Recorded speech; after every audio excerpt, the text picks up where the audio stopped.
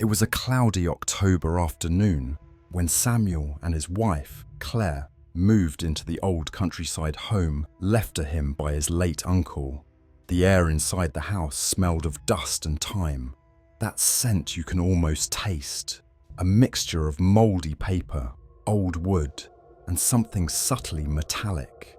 As they explored the two-story house, they found remnants of a past that hadn't been touched in decades. Faded curtains, rusted bed frames, and family photos with unfamiliar faces whose eyes seemed to follow them as they walked. In one of the upstairs bedrooms, while moving an antique dresser, Samuel noticed the floor beneath it was slightly uneven. Curious, he lifted one of the floorboards. What he found wasn't gold or hidden money. It was a small, cracked leather diary. The cover was brittle and the pages yellowed with age. Written in delicate cursive, the first page simply read, "Property of Eleanor Blackwood, 1952, do not read."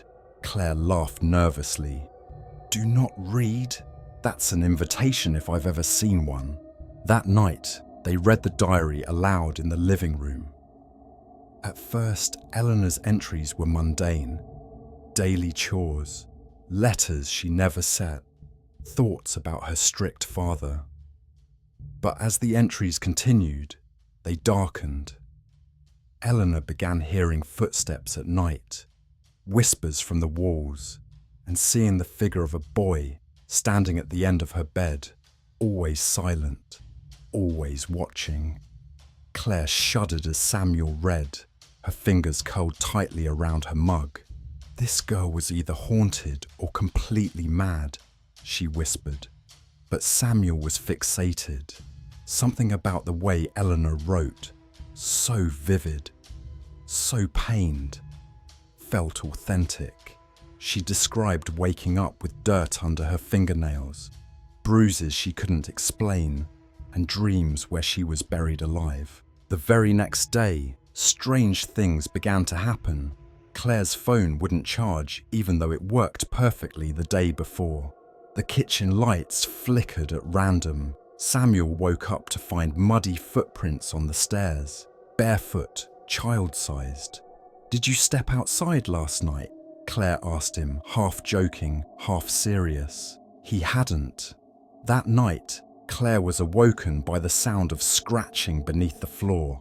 At first, she thought it was mice, but the scratching followed her as she moved, beneath the hallway, under the bed, behind the walls. It stopped only when she screamed. When Samuel rushed in, the noise had vanished, but a chill had settled in the room, and her breath came out in mist. The diary entries grew more disturbing. Eleanor was convinced something in the house wanted her. She stopped going to school, stopped speaking to her parents. She believed the boy in her room was not a ghost, but a memory the house had kept alive. She said he came from beneath the floorboards and whispered her secrets that no one else could know. One entry ended abruptly mid-sentence, her handwriting jagged and slanted. He said, "If I write it, I won't forget." But what if remembering is what feeds him? What if... That was it. The next few pages were ripped out. Samuel and Claire decided to investigate further. They pulled up more of the floorboards in Eleanor's old room. Beneath, they found a shallow, makeshift crawl space filled with crumpled paper, bones of small animals, and a child's shoe. The smell was overpowering. Among the mess was a torn piece of the diary Eleanor had written. It read, "He's not dead. He's waiting for someone to finish the story." Samuel, despite Claire's pleas, continued reading the remaining diary entries obsessively. He said he felt connected to Eleanor, like she was speaking directly to him. Claire grew frightened of his behavior. He was pale, distracted, barely sleeping. "We need to burn that thing," she finally said. But Samuel refused. One morning, Claire awoke alone. Samuel was in the crawl space beneath the floorboards. He had carved Eleanor's name into the wood over and over again and was muttering to himself. His fingernails were broken, his eyes vacant. She pulled him out screaming, but he fought her, saying he needed to finish the last page. That night, she burned the diary in the fireplace. The house groaned, literally groaned, like wood bending under massive weight. The lights exploded, mirrors shattered. Claire ran upstairs and found the floorboards in Eleanor's room buckled, as if something underneath had pushed upwards. Samuel disappeared the next morning. His boots were at the top of the stairs, his mug of coffee still warm. The crawl space was empty. No sign of him. Claire called the police. They found nothing, no fingerprints, no signs of struggle, just Eleanor's name carved all over the room. The case was closed as a disappearance. 2 weeks later, Claire received a package in the mail. No return address. Inside was a new diary. The first page read, in Samuel's handwriting, "Property of Samuel Holloway, 2024. Do not read."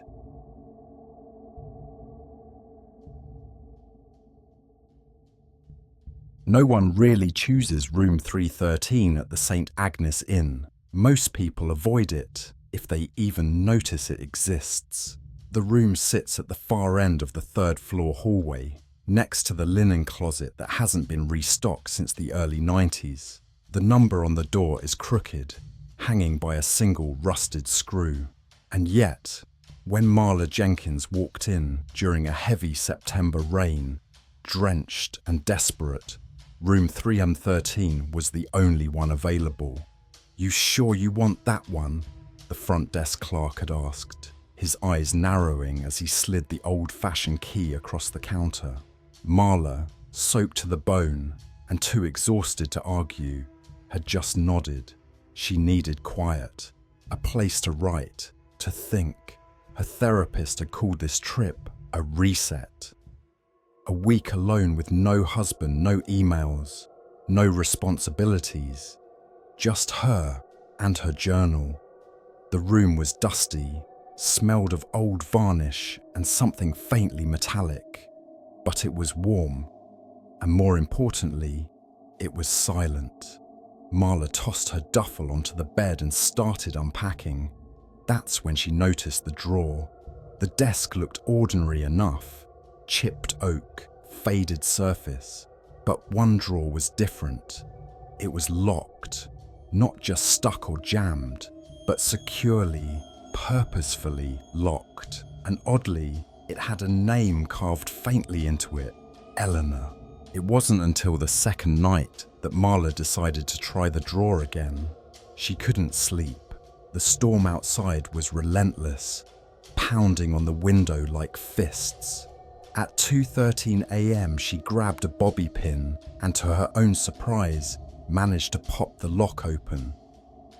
Inside was a small leather-bound diary. The cover was cracked with age, but the clasp was still intact. She hesitated. The name Eleanor swirled through her mind, oddly familiar. Slowly, she opened it. The first entry was dated October 4th, 1954. "He watched me again today from the staircase. I told the manager, but he just smiled and asked if I needed more towels. I don't think I'm imagining it. There's something wrong with the man in the grey suit." Marla blinked, read the lines again. She wasn't sure if she felt curious or uneasy, maybe both. She read on. "At night, I hear scratching, not rats, not pipes. It's rhythmic, like writing, but there's no one else on this floor." Marla felt the air around her grow colder. Over the next few days, Marla became consumed by the diary. Eleanor's words began to feel like a voice in her own mind. She read about shadowy figures lingering by the door, about knocks that came at 3:13 a.m. Every night, always 3 knocks. No more, no less. By the fourth night, the knocks started for Marla too. She froze in bed when she first heard them. 3 slow, deliberate knocks. Her breath caught. The hallway should have been empty. She tiptoed to the peephole. Nothing. But the air smelled strange again, coppery, like old coins and blood. She tried to shake it off. Maybe it was the storm. Maybe the diary had planted ideas in her mind. But then she noticed the next entry. He knows I've been writing. The drawer was open when I returned. And someone has signed my name beneath my own words. But I didn't do it. I swear I didn't. Marla closed the book and stared at her own journal across the room. The drawer was open. On the 6th day, Eleanor's diary described something called the mirror game. A ritual, she wrote, to test if you were truly alone. Light a single candle, sit in front of the mirror, and ask aloud, "Who remembers me?" If you hear your name whispered in response, do not answer. Blow out the candle immediately. Marla shouldn't have done it, but by now, obsession had replaced logic. She followed the instructions precisely. The flame flickered wildly, despite no draft. The room's silence felt thick, almost pressurized. "Who remembers me?" she asked, her voice barely above a whisper. For a moment, nothing. Then, Marla. Not a whisper, a woman's voice. Clear, soft, right behind her. She spun around. No one. But the candle extinguished itself before she could react.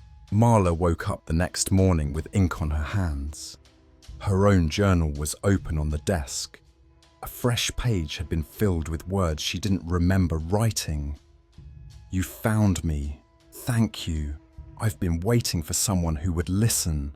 She tried to shake off the sense of violation, but it only worsened.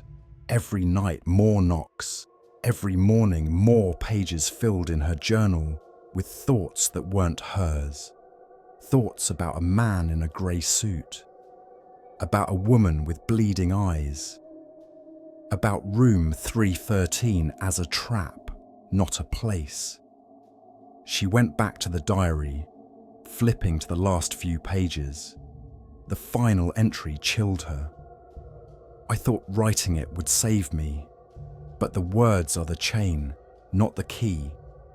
If you're reading this, stop writing, burn the book, leave the room." Marla packed her things that evening.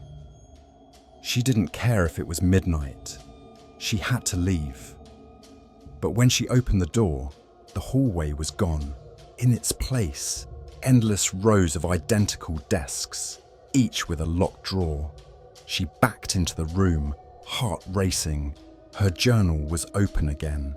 The pages flipped by themselves until one stopped. A new line appeared. "One more name to keep me company." She turned to the mirror. A second reflection stood beside her. She screamed, but only the candle flickered in response.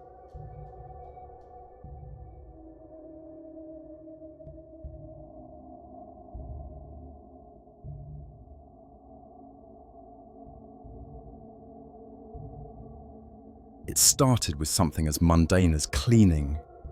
Jonathan, a 52-year-old history teacher, had finally taken a few days off work to clear out his late uncle's old house in the countryside of Devon, England.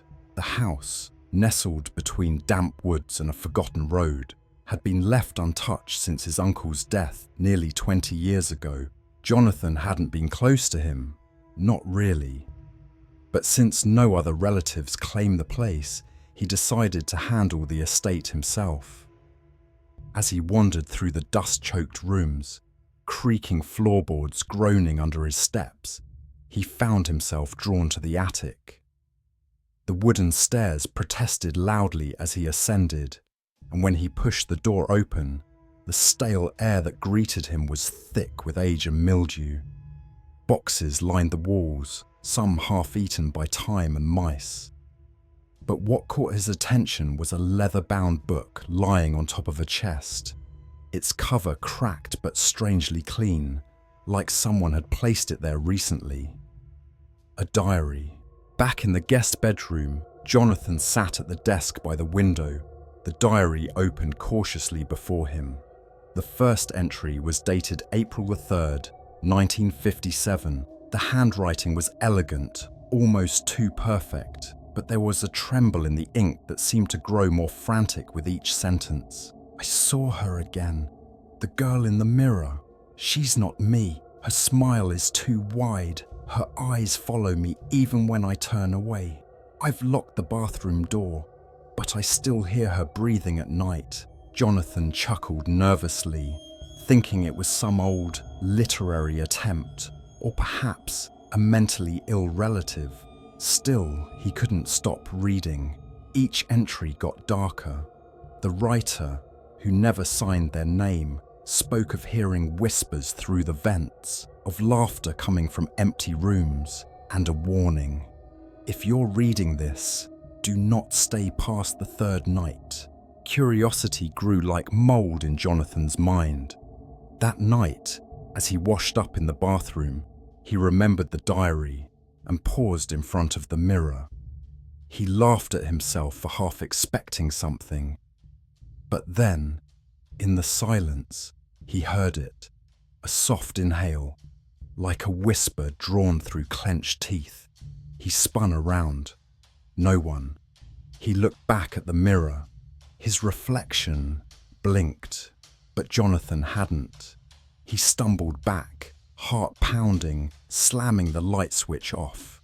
The mirror darkened, hiding whatever he thought he saw. He slept in the lounge downstairs that night, convincing himself it was stress, imagination, the power of suggestion. But deep down, something primal in him began to stir, a sense of being watched. The second night, the whispers began. At first it was faint, a soft murmur beneath the floorboards. Then it moved to the walls, like voices travelling through the house's veins. Jonathan pressed his ear to the wooden panels, and his breath caught. A voice, unmistakably human, whispered, "Why did you come back?" He reeled away, skin crawling. The logical part of his mind tried to take over. Old pipes, wind, memory residue. But the voice had sounded so close and so angry.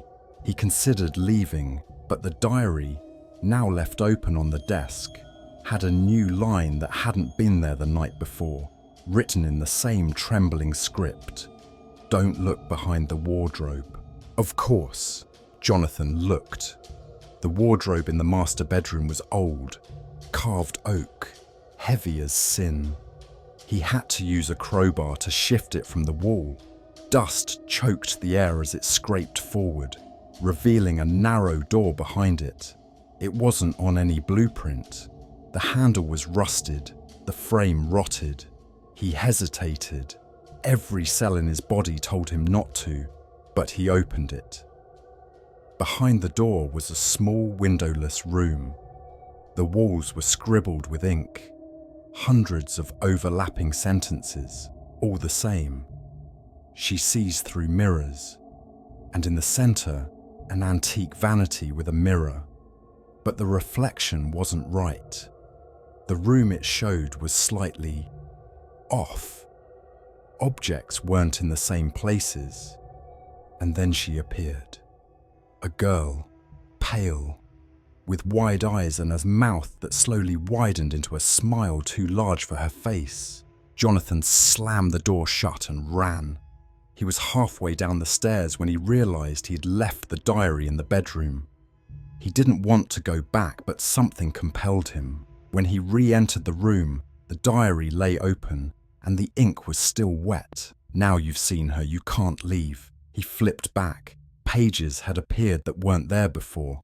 Descriptions of others who'd stayed in the house, who'd seen the mirror girl and tried to escape. Some succeeded, but most didn't. Their fates were written vaguely, but one phrase recurred. She follows in reflections, and she waits for your silence. On the third night, Jonathan packed his bag and headed to the front door, but it wouldn't open. None of the doors did. Windows wouldn't budge. It was like the house had changed its mind. Trapped, he tried calling for help, but his phone screen only showed static, and the landline emitted nothing but faint giggles. When the lights began to flicker, he retreated to the lounge with a flashlight. He covered every mirror, every reflective surface, even the toaster, but it didn't matter. He heard her footsteps behind him, slow, deliberate. He didn't turn around, but in the fireplace glass, he saw her. That smile, closer than ever. Jonathan's final act was writing in the diary. He wrote what he hoped would be a warning, even though he felt it was already too late. If someone finds this, leave. Burn the house. Don't try to outsmart her. Don't look into mirrors. She's in them now. She knows your face.